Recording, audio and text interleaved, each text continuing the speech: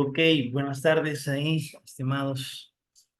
Vamos a hablar un poco de lo que es el muestreo en auditoría. El muestreo, pues, es un tema bastante importante en temas de auditoría porque con esto, pues, determinamos lo que es el área en el cual se va a revisar. El muestreo estadístico aplicado a la auditoría, pues, justamente implica la aplicación de procedimientos de menos del 100% de las partidas que integran el saldo de una cuenta o clase de transacciones de manera que todas las unidades del muestreo tengan una oportunidad de ser seleccionadas. Este es un concepto de lo que es la NIA 530, justamente lo que habla de lo que es el muestreo. Justamente, ¿por qué es que se hace el muestreo, verdad? En primer lugar, por tiempo. Y en segundo lugar, por hacerlo eficiente y operativo. Las empresas tienen una cantidad de operaciones día a día. Simplemente, pues es imposible que el auditor pueda atender o poder verificar todo este tipo de información. Entonces, para eso, pues recurre justamente a lo que es el muestreo y está respaldado en esta norma, en la norma 15. Bien, el muestreo, pues según la misma NIA, dice, menciona la palabra error que significa, pues son desviaciones de control cuando este, cuando se desempeñan pruebas de control o representaciones erróneas cuando se aplican pruebas de detalle. El error total se usa para definir la tasa de desviación o una representación errónea total. Un error anómalo significa un error que surge de un suceso aislado, que no es recurrente salvo en ocasiones identificables específicamente y por tanto no es representativo de errores en el universo. En sí el error, pues justamente son desviaciones atípicas, ¿verdad?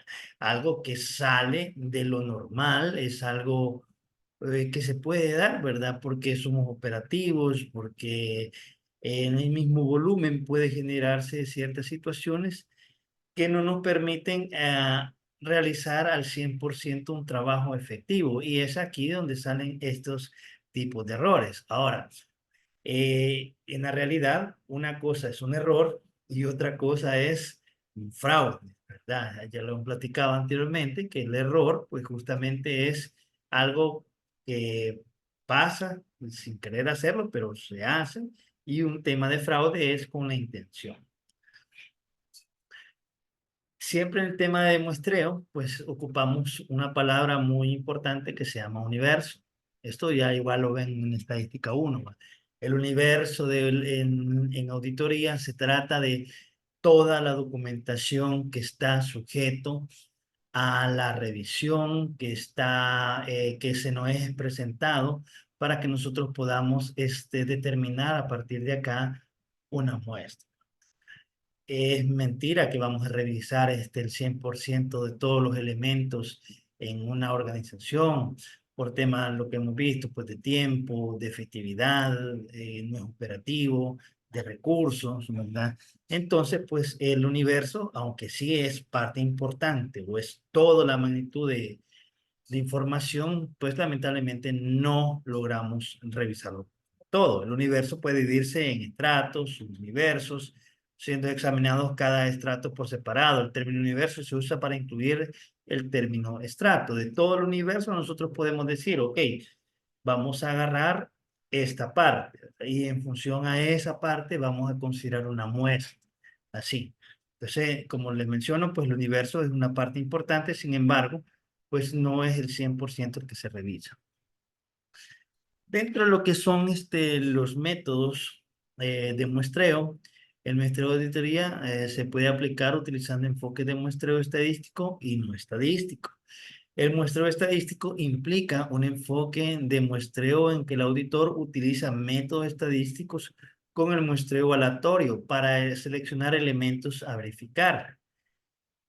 Eh, a veces lo que sucede es que cuando hablamos de métodos aleatorios es agarrar eh, datos al azar, que sí pueden reunir ciertas características para poderlos revisar, pero no necesariamente tienen una característica específica, una característica técnica. En este caso, pues uno puede considerar ampliar un poco más su muestra en función a lo que vaya determinando. Eso es parte de lo que es el muestreo aleatorio. El muestreo no estadístico, los elementos de muestreo no se eligen al azar, sino que se eligen con base al juicio del autor y el resultado de la prueba de las selecciones no se usa para inferir una conclusión para toda la población. Este es bien importante, ¿verdad? Temas de auditoría es muy común que el auditor ocupe un juicio profesional sobre un muestreo estadístico como tal. ¿Qué quiere decir? Quiere decir que con base a su experiencia, el auditor puede ir designando o, sí, justamente puede asignar criterios que él considera necesarios que debe llevar una población a revisar, una muestra a revisar, por ejemplo, en el caso justamente de un banco, ¿verdad? Cuando se van a revisar los créditos, uno va en base justamente a los criterios, puede ir seleccionando. Por ejemplo, un criterio puede ser todos aquellos créditos que se otorgaron desde el 1 de febrero al 2 de mayo del 2023, ¿verdad? Sobre esa muestra. Ahora, otro criterio puede ser, ok, con el punto anterior, seleccionemos aquellos créditos que están en el rango de los 5,000 a los 10,000 dólares. Ese es otro criterio. Y ahí vamos a ir filtrando. Otro criterio puede ser la línea de crédito. Solo vamos a agarrar créditos con la línea personal. Ese es otro criterio. Vamos a agarrar aquellos créditos que tengan orden de descuento. Ese es otro criterio. Y así sucesivamente, y así nosotros vamos a ir formando la muestra a raíz de los criterios de auditoría, ¿verdad? En el cual, en la parte aleatoria, sí justamente podemos establecer ciertos parámetros mucho más generales, ¿verdad? Y el sistema nos puede dar cuáles son los rangos que nosotros vamos a validar. La decisión de utilizar un muestreo estadístico o un no estadístico es un tema de juicio profesional. No obstante, pues el muestreo estadístico permite soportar de manera objetiva las conclusiones obtenidas y permite cuantificar el riesgo de muestreo. Efectivamente, al hacerlo de una manera estadística, ¿verdad? Nosotros lo que estamos haciendo es tecnificar nuestra muestra, ¿verdad? Muchas veces se puede hacer una combinación de los dos, estadístico y no estadístico. Cuando nosotros generamos, por ejemplo, una macro o o una tabla dinámica, nosotros podemos ir eligiendo en función a ciertos criterios de juicio profesional, cuáles son aquellos créditos que yo quisiera que me cayeran en la muestra. Y así al pasar o al correr una hoja de trabajo, ¿verdad? Estaríamos estableciendo pues un muestreo estadístico. Puede ser un muestreo combinado. El muestreo por atributos, basado en la distribución de probabilidad estadística binomial, que permite a los auditores determinar la tasa de acaecimiento de determinada característica de la población. Este tipo de muestreo no proporciona información de valor monetario, por lo que su uso bueno, se limita a detectar desviaciones en los controles. Justamente el muestreo estadístico va más enfocado a las revisiones de cumplimiento, que llenen ciertos atributos de cumplimiento y no tanto así a un valor monetario, a una cuantificación. Por ejemplo, ¿qué puede ser? Yo puedo, si voy a revisar la parte de talento humano, ¿verdad? Aquí puedo revisar las entradas y salidas del personal. Si las personas entran en tiempo, si no entran en tiempo, si se van más temprano de lo habitual. Bueno, son situaciones que se van generando y uno le va poniendo ciertos atributos en función a la necesidad que uno va, a la necesidad que va surgiendo, ¿verdad? Pero no necesariamente tiene que ir relacionado a a un tema, monetario. Los muestreos de variables. se usan cuando el auditor presenta o pretende alcanzar conclusiones sobre una población en términos de importe monetario. Sí, el muestreo por unidad monetaria, que se le conoce como el MUN, y el muestreo de variables clásicas son métodos de muestreo estadístico de variables. El MUN es el tipo de muestreo más utilizado en las pruebas sustantivas de detalle. Cuando realizamos este tipo de pruebas, del objetivo del auditor es verificar si los saldos de una cuenta o de una transacción están contabilizados adecuadamente. El MUN también permite determinar el impacto monetario de los errores encontrados. Al realizarse en este caso la selección de una muestra en función de los importes monetarios, la probabilidad de que un ítem sea seleccionado depende de un valor monetario. Esto permite extraer conclusiones sobre la cuenta realizada que son extrapolables entre toda la población. Por ejemplo, nosotros tenemos dos cuentas o una cuenta que es comparable con los años. Entonces, si yo tengo la cuenta de cuentas por cobrar, por decirlo así, del año pasado y la cruzo con el saldo de cuentas por cobrar de este año y veo que lejos de disminuirse va aumentando, entonces yo tengo que sacar en primer lugar esa diferencia y comenzar a revisar los registros contables donde aplican las cuentas por cobrar, ¿verdad? Entonces, en este caso, yo tengo que ir viendo cuáles son los movimientos que tuvo las cuentas por cobrar.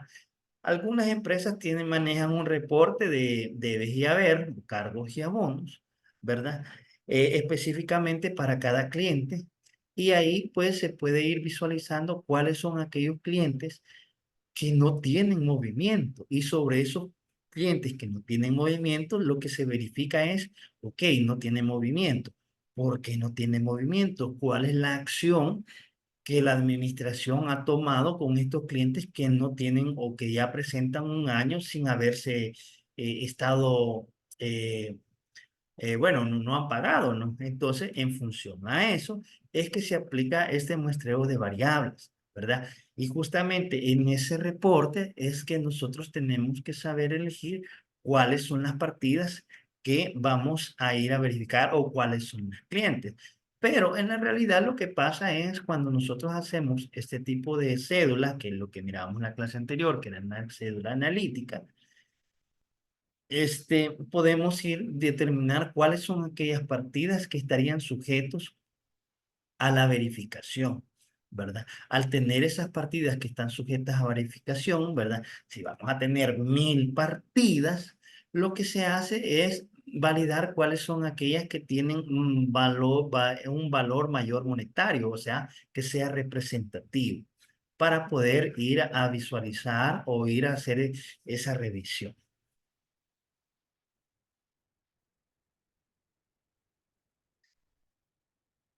Luego viene la parte del tamaño de la muestra.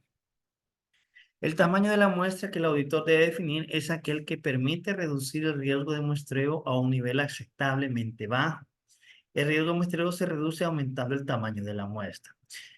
Uno de los mayores riesgos que tiene el auditor es que en su muestra no haya las desviaciones que posiblemente se están dando o aquellos errores significativos que se estén dando.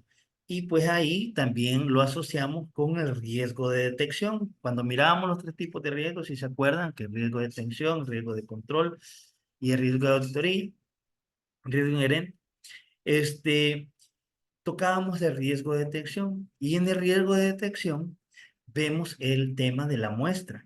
Cuando la muestra de nosotros es muy corta, lo que estamos diciendo es que muy posiblemente la probabilidad de triunfo al querer determinar un error en particular va a ser muy corto, ¿verdad? ¿Por qué? Porque no existe la ampliación, no va a estar aquel margen de volumen de información o de tiempo para poder revisar, ¿verdad? Y nos vamos a enfocar en algo pequeño. Eso es un error que se comete, pues un error común que suele cometer, ¿verdad? Que la muestra no sea la ideal, que la muestra sea muy pequeña. Para determinar el tamaño de la muestra requerida en las pruebas de controles, el auditor debe considerar las siguientes variables. Primero, el nivel de confianza. El nivel de confianza, pues justamente lo va a determinar cuando nosotros hacíamos la evaluación de los 5 componentes de control interno. Desde ahí comienza nuestro nivel de confianza.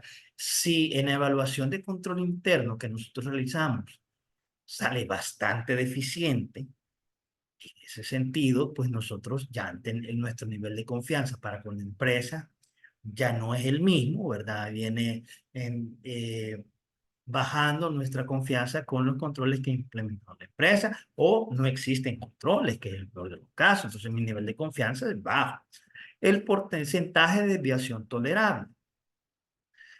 En los porcentajes de desviación tolerables, ¿verdad? También va enfocado también al nivel de confianza, no solo en la parte del control interno, sino que también en la evaluación de riesgo, ¿verdad? Tenían un paquete de riesgos ahí que no han atendido, ¿verdad? Y entonces, no han generado planes mitigantes, no establecieron controles, entonces, nuestro nivel de confianza va bajando.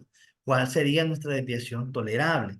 Tolerable es decir, aquello que nosotros como auditores consideramos que es soportable, es decir, la empresa en un buen gobierno corporativo, lo que hacen es, ok, del 100% de las actividades que nosotros realizamos, consideramos que un 5 o 10% las actividades no van a ser tal cual nosotros las hemos hecho en directrices. Entonces, aceptamos o absorbemos ese nivel de desviación y por eso se le llama tolerable. Hasta dónde la empresa puede soportar una desviación atípica, ¿verdad? Entonces, por ejemplo, les ponía un caso de la energía eléctrica. La energía eléctrica viaja en cables, de cobre, bueno, en cables como tal. Entonces, desde que sale desde la distribuidora hacia los diferentes hogares, ¿verdad? Hay cierta energía que se va perdiendo, ¿verdad? Y se va perdiendo por el mismo cobre que lo va absorbiendo. Entonces, cuando se generan los recibos, no es al 100% exacto, ¿verdad? Hay un error del 10% que la información que se genera no está bien. Entonces, las empresas pues ya lo han considerado y lo consideran tolerable. ¿Qué sería no tolerable? Cuando una vez que la empresa ya ha hecho una evaluación de riesgo, ya ha hecho una evaluación de control interno, y ya ha establecido ciertos márgenes de pérdidas, ¿verdad? Que están dispuestos a absorber porque por la misma operatividad no le va a salir al 100. Entonces, pónganle que sea el 10%. O sea, la empresa sí lo acepta, pero ya una desviación que vaya arriba del 10% ya no es tolerable. Ya no es tolerable y entonces aquí sí requiere una medida más drástica, ya sea en función a aumentar nuestros controles o pues incluso pues a desvinculación de las personas. Luego vamos a lo que es los porcentajes de desviaciones esperadas. En la parte de las desviaciones esperadas, también relacionada en los primeros puntos, encontramos aquello que consideremos que es oportuno, que es real, que es razonable, que se puede dar. Va, por ejemplo, cuando nosotros vamos a validar una cuenta por cobrar, si yo tengo 100 clientes, de esos 100 clientes yo tomo una muestra de 25, en mi desviación tolerable yo puedo decir que 2 o 3 clientes de esos 25 que yo he revisado me van a salir malos. Puede ser, y viene agarrado de la parte de que es tolerable, pero eso es lo que eso es lo que se espera. Pero si ya me salen de los 25 que yo he revisado, me salen 20 malos, entonces es una desviación completamente, ya no es ni una desviación atípica, sino que ahí podemos estar hablando de un fraude como tal. Pero la verdad es que cuando tocamos el tema de lo esperado, es justamente ya lo que ya hemos visto en la parte de la evaluación de riesgo, en la evaluación de control interno, en la misma desviación tolerable. Y todo eso pues tiene que quedar documentado.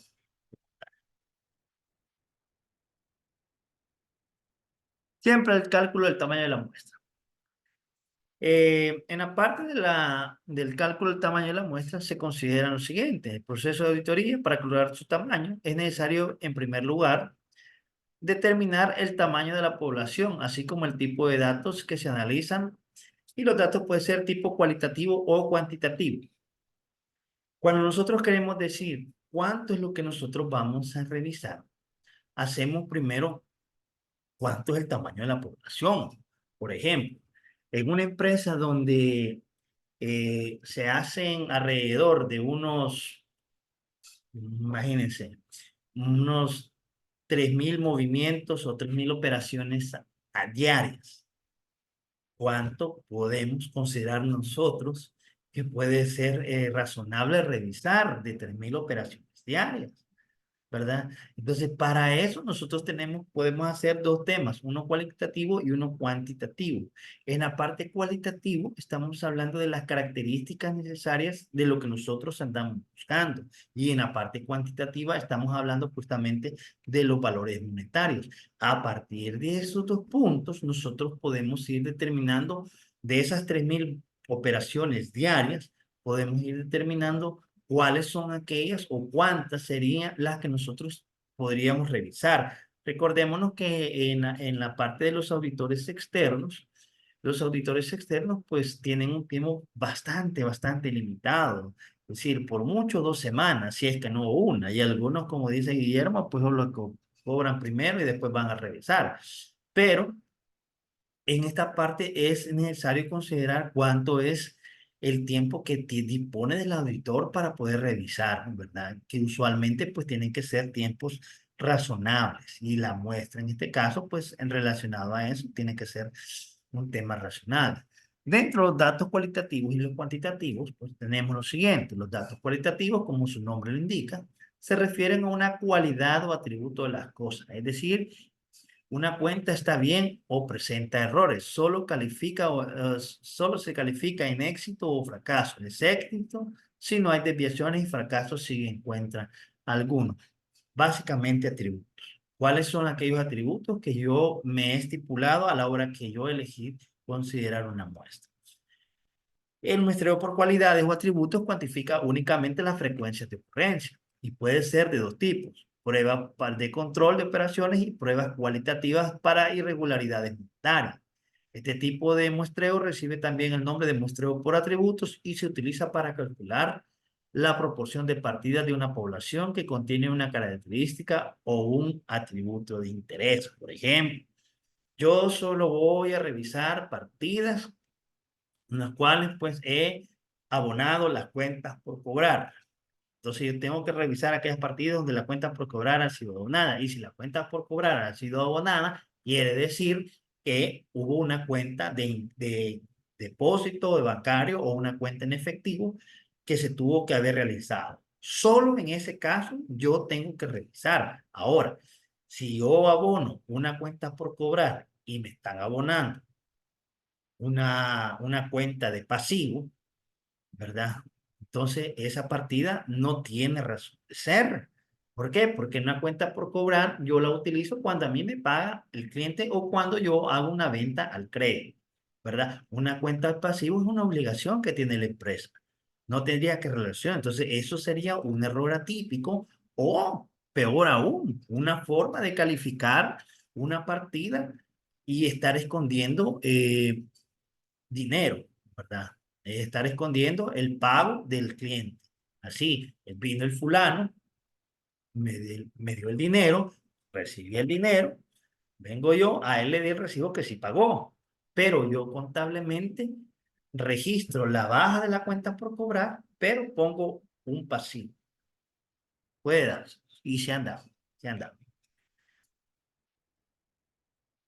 Siempre, pues, en la proporción que recibe el nombre de la tasa de ocurrencia, que es la probabilidad que haya ocurrido varias veces, se expresa por lo general con un porcentaje. Por ejemplo, el auditor llega a verificar la tasa de excepción de los recibos de pago y se estima que esta tasa es del 4%.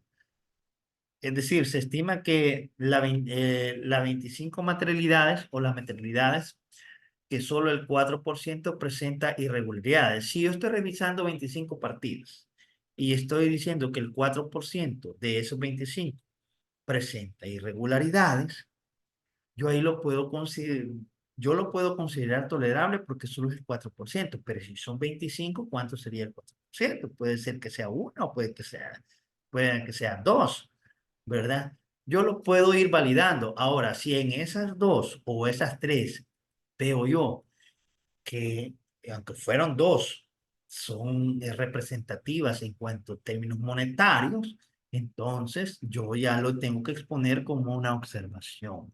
Yo ya lo tengo que llevar, tengo que escalarlo más arriba y no solo quedarme con el índice tolerable, no, el 4%, ok, no.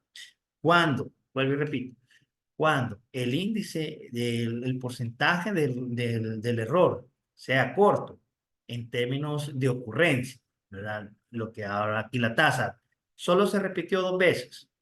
Ok, el error fueron dos veces. Si yo lo veo como atributo, ok, dos veces de 25 está bien, va, lo pongo. Pero si esas dos veces me representan una materialidad bastante grande, entonces ya no lo dejo pasar. Tengo que llevarlo a una observación con grado, eh, bueno, como un hallazgo de auditoría como tal, por el nivel de representatividad que me tiene en la materialidad que yo revisé. Las pruebas de control, tipo de prueba, se utilizan para verificar si las normas específicas por la regla contable se llevan a cabo y en caso negativo detectar fallas. Las pruebas de control. Básicamente, pues, si nosotros no realizamos pruebas de control, nosotros podemos caer en un tema de nunca vamos a encontrar nada, ¿verdad? Ya miramos anteriormente que las pruebas de control, pues, son aquellas pruebas que se realizan a partir de nuestra evaluación de control interno. Si nuestro control interno está bueno, podemos realizar ciertas pruebas de control sobre algunos puntos en particulares de los 5 elementos de control interno, ¿verdad? Ahora, si nosotros no realizamos esto, podemos ir detectando fallas o no detectarlas, ¿verdad? Pero al final, las pruebas de control se deben realizar conforme a reglas contables. Conforme a reglas contables, por ejemplo. Si a mí me dice si la empresa tiene ya cuantificado, ya estructurado, ya normado, ya en procedimiento, que las conciliaciones bancarias tienen que hacerse en los primeros 10 días hábiles del mes. Una prueba de control es ir a ver si realmente se hacen en los primeros 10 días hábiles del mes. Si no lo hacen en los 10 días hábiles del mes y al final del mes están ajustando temas de conciliaciones bancarias, queremos hacer llegar un saldo a lo que dice el banco. Entonces, allí estamos determinando ciertas fallas que se pueden dar y que son medibles a través de estas pruebas de control. Ahora, vienen abonados a lo que es cómo determinar y cómo calcular esa muestra. ¿Cuánto voy a agarrar? ¿Cuánto puede ser para mí suficiente? ¿Con cuánto yo me siento cómodo haber revisado? Luego vienen los registros de gastos. Deben ir apoyados por copias de las facturas para verificar los desembolsos. Lo que platicábamos en una clase anterior, ¿verdad? Los gastos tienen que estar soportados con su debida documentación. Si no están soportados con su debida documentación, pueden ser gastos ficticios, ¿verdad?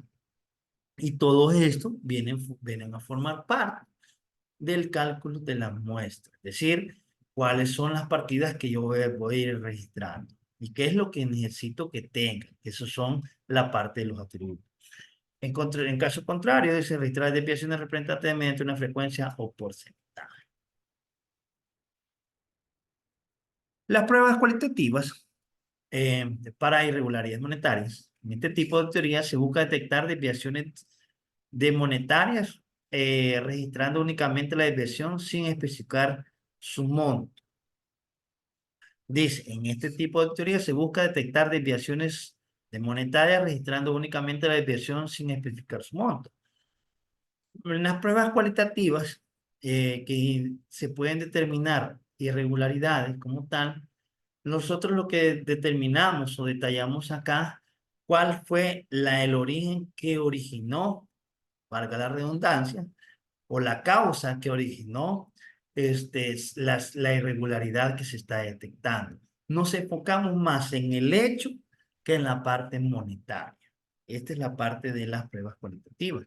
Por ejemplo, si la norma específica registra todas las entradas de caja en una cuenta bancaria, se registran todas las entradas de caja y se consiguen con los depósitos reales hechos en el banco en un periodo determinado. O sea, los números de registro que se hayan hecho, no cuánto monetariamente se hayan hecho. Siempre en el cálculo de la muestra es necesario conocer de antemano los siguientes elementos. El riesgo de muestreo. El riesgo de muestreo es en función a que yo no pueda detectar dentro de lo que yo decido que va a ser mi muestra, cuánto algún evento que viene relacionado también al riesgo de detección. Pero en este caso es el riesgo del muestreo. Viene siendo similares, no lo mismo, similar, ¿verdad? Pero el riesgo de muestreo, justamente, pues es eso, no poder determinar. Así. ¿Por qué es lo mismo? Perdón, ¿por qué no es lo mismo, pero sí similares con el riesgo de detención? ¿Por qué? Porque en el riesgo de muestreo puede ser que nosotros en nuestra muestra pues no determinemos mayor cosa. Y en el riesgo de detención puede ser que en el muestreo sí haya, pero nosotros no tenemos la capacidad o el equipo de auditoría no tiene la capacidad, la experticia, la experiencia necesaria para poder visualizar que ahí está ocurriendo una situación anómala. Entonces, si el equipo no está tecnificado, no tiene la capacidad, no está capacitado, la experiencia, cualquier cosa que usted le quiera poner, pues no va a encontrar y eso lo vuelve riesgo de detección, aunque lo tenga en la muestra. Pero el riesgo de muestreo es, por la muestra muy corta, o no lo supo seleccionar en cuanto a los criterios, pues ahí viene. Desviaciones críticas. Las desviaciones críticas sí ya vienen en función a aquellas anomalías que se convierten en irregularidades y que por ende en el tiempo se van convirtiendo en fraudes, ¿verdad? Por eso son críticos. O también que hay un error grave en el proceso que no se ha corregido y que esto a la larga pues vaya a ocasionar un caos, vaya a ocasionar el caos. Por ejemplo, recuerdo que les explicaba hace unas clases, bastantes clases atrás, un tema que pasó en el BCR, ¿verdad?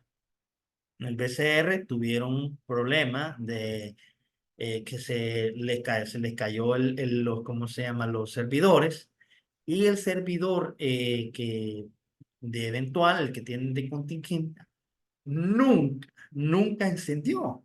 ¿Y por qué no encendió? No encendió porque no habían validado que la carga que necesitaba para poder encender no era lo suficientemente potente para levantar en los servidores de contingencia. Por eso no encendió.